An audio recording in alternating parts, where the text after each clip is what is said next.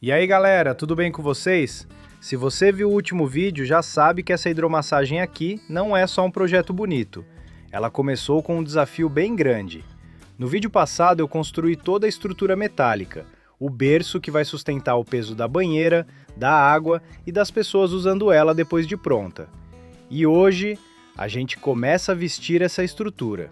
Esse vídeo é sobre o deck de madeira, sobre escolha simples, madeira barata e como eu resolvi tudo isso de um jeito funcional, sem complicar demais. A ideia aqui não é ensinar um passo a passo exato.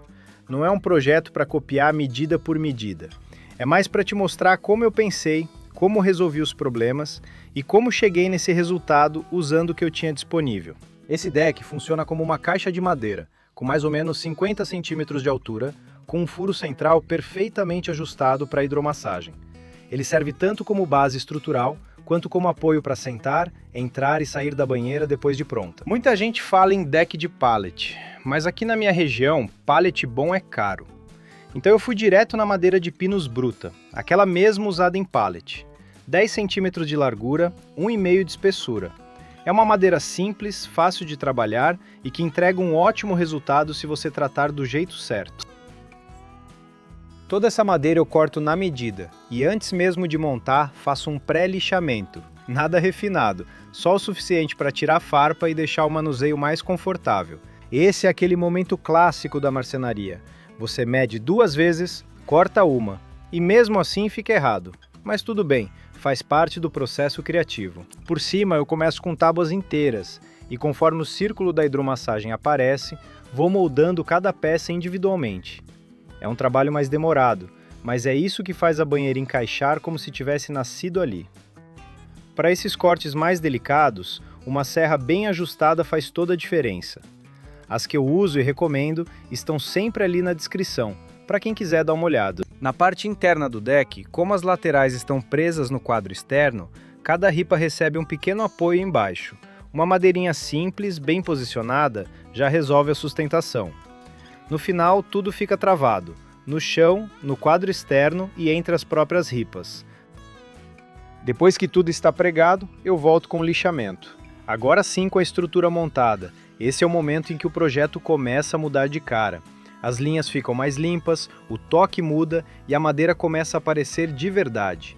Aqui, uma boa lixadeira economiza tempo e braço. Se você quiser ver as que eu costumo usar, os links estão aí embaixo, como sempre. Esse tipo de projeto combina muito com essa época do ano.